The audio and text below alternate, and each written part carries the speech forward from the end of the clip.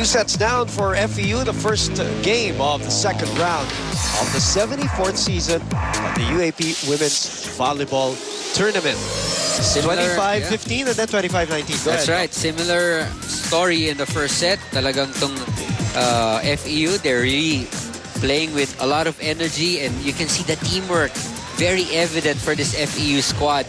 Not only in the plays that they've executed, kita mo ang ganda ng mga combination plays, but specifically in defense. You see all of them like picking up balls that are almost impossible to keep in play. They're running all at the same time to catch those balls that are going out. And you see these NU Lady Bulldogs still, it's like they're just, you know, they're just trapped in this in the court and just want to get out, you know, to finish this game. And sabi nga ni Coach Francis, hindi pa tapos yan. Although it was a better start for them. In fact, they had the lead. They led going by to as much as 3. Going to the first technical timeout. Yes. They were on top by 2 or 3 points. But again, FEU was able to close that second set courtesy of good defense and, of course, good offense with those combination plays. FEU having 15 attacks, comparing it to NU's 9. NU with the lead in blocks and service aces, 1 apiece. Quite even in the error department. 8 for NU and 7 for FEU. Both of these teams put in new players in that second set, trying to find a combination that would work. Kita naman natin itong NU Lady Bulldogs, ang daming pinasok na tao ni Coach Francis to really change up the complexion of that second set, but nothing happened. Similar story again. FEU now on top, 2-0. The Laguna native, Giselle C. on your screens, will start off the third set. So far, the leading setter for the tournament. For FEU, who are at 4-3 in a triple tie with USD and Adamson. Adamson seeing action later on against the undefeated De La Salle University. So FEU knows they want to win this to be at 5-3, and assuming, let's say, because the odds obviously are against Adamson later, Adamson loses, goes up to 5-4.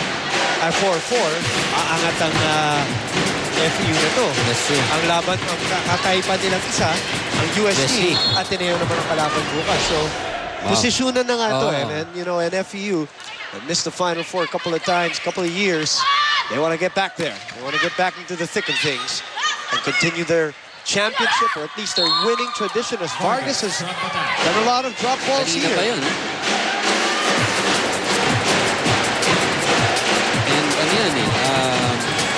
Kanina nung pre-game, sinabi nila na FEU, they want to make sure that they can, sabi ni Coach Shaq, they can effectively drop the ball as they did in practice. So mukhang talagang they're following their game plan going into this match. And so far, they're making it look so easy. And you can see that they're having fun, which is a sign that they're really confident and they really know what they're doing and they know what to expect from their game today. 2 years out of the Final Four, these FEU Lady Tamaraws, and we're so not used to that. Pinanood lang, bubuntos si Giselle C. for a 5-0 count. And you know, that's when you talk about the recent history of USD, that's a huge drop from being in the finals to not being in the Final Four. I mean, you lose to La Salle in season 71. After being champions in season 70. And then the next season, next 2 seasons, you're not in the Final Four. I'm sure Coach Nes Pamilar is a little peeved about that, and he wants to get back. And Coach, speaking of peeved, Coach Francis calls this time out. 6-0. Okay, ang bola pumunta rito. Wala man lang kumuha ng bola dito. Sino ba ang kukuha doon? Sino ba yung nandito? Nakalimutan nyo na yung short, long. O hindi pala bakit ayaw niyong gawin? Si Sese, pumapalo ka, anong ginagawa mo? Papaluin mo, malamya. Paluin mo ng gusto. Bakit tapos na ba yung set? Pag nakareceive tayo, pumukul kayo ng maayos. Enyo! Ayaw nyo na yata Yan yung sinasabi mo, yan na parang the they look like they're going through the motions Yeah, now here in the that's third right, set. that's right. More, obviously more predominantly here in the third set, that they're down 6 points. 6-0 to start off the third set after losing the first two. Parang ang Not a feeling good mo sign. tapos na. Oh, Oo, not a di good ba? sign. Let's check in with Tiff Atendido now. Tiff? Yes, Boom, like what you guys heard earlier in the timeout, tough game for Lady Bulldogs and Coach Francis really pushing the girls to do a whole lot better, giving them a taste of reality. 6 losses. Hindi pa ba kayo gising? Masyado tayong patay sa court. Pag nakaka-score kayo, hindi na nga kayo natutuwa. Give yourself a little more credit. More pep talk than anything Coach Francis ended with, kung ako nga lumalaban para sa inyo, ipaglaban nyo rin ang ipinaglalaban ko. Nakakapagod magbigay ng instructions kung hindi nyo susundin. Going back to basics, Coach Francis even showed the girls how they should be receiving the ball because the coach noticed that the girls are not doing it how he taught them. Let's focus more and remember our floor assignments. Lastly, Coach Francis telling the girls, hindi porket promising player ka, maghihinay-hinay ka na. Hindi pwedeng next year na lang. Ito ang season, ito ang laruin natin. Pabutin naman natin to ng 5 sets at panalunin. Boom and Doc, Ian. Lahat na hinuhugot ni Coach Francis. Lahat na ng klaseng Motivation. hinuhugot ni Coach Francis. Ito pa. Kung ano yung tapang ni Coach Francis, pero lumanay naman ito si Tiff Atendido. Oo nga. May balance eh. Ang lamig eh. Parang gusto Ang mag-jacket eh. Ang May jacket ka ba dyan? talaga. Ang lamig. Si Tim, baka tinitignan tayo. Ang pampakalma eh. So hard for Coach Francis. Oo, no? Talagang kita mo naman during a timeout, Everything. during the game, during the ball exchanges, he's leaning right there, shouting instructions. And it's so hard if what you're saying lands on Deaf deaf ears. ears sometimes. Maybe not even deaf ears. Maybe they're taking it, but it's just not manifesting physically on the court.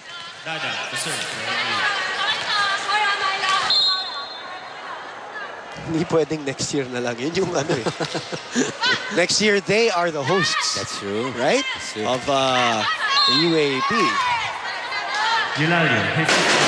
So that's what they're talking about. That's what they're building towards. Actually, with the entrance of Coach Francis last year and some recruits waiting in the wings. Giselle C has gone over. That's right. Yeah, That's right. medyo delayed lang, but he called it anyway. That's true. First referee, Adrian Tabanyag. Probably 3-4 seconds late was the call, but still, the right call to make. Ito, Giselle C. Ayun. That was overset. Okay, Coach Ness complaining about the call. Ano ba yung sinabi niya? Sinabi niya it was a set to the spiker. Tinamaan naman ng spiker yung bola. Ayun. Tinamaan naman ng spiker. There was a spiker who went up to hit that attack.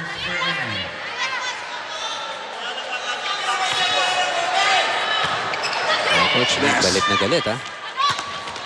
Lamang pa ng dalawang set yan, ha? Di ba? Lamang pa nga dito. Ano pa? No stone unturned for Coach Ness Pangilinan. That's a killer instinct. Coach Ness trying to clarify with his girls now. Tanongin mo ron. But Giselle is the captain. nag-over. He's still fuming over that. Ano mapaviolation yun? Well, they're talking things over. Yes. Inilit mo na naman, Adrian. This timeout. Nagagalit. Sige, di ba nila? Tama na. Madami gagawa riyan. This timeout is more to clarify more than anything else. And, of course, the volleyball head, Coach Kid Santos, trying to appease the girls, no? Yes, yes. Kasi Coach Ness, obviously. Sinet, in-over na spiker. Tapos violation sa backline ng tawag.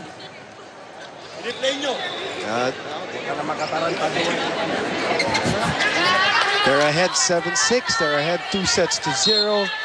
But the score right now is not what matters. It was 6-0, right? Nung nangyari yun? Hindi, 6-0 kanina. 6-0 pero when kanina. that happened, that was 7-5 when it happened. Kaya rin siguro nagagalit. Dahil humabol na nga. Pero lamang FPU dito, technical timeout muna tayo.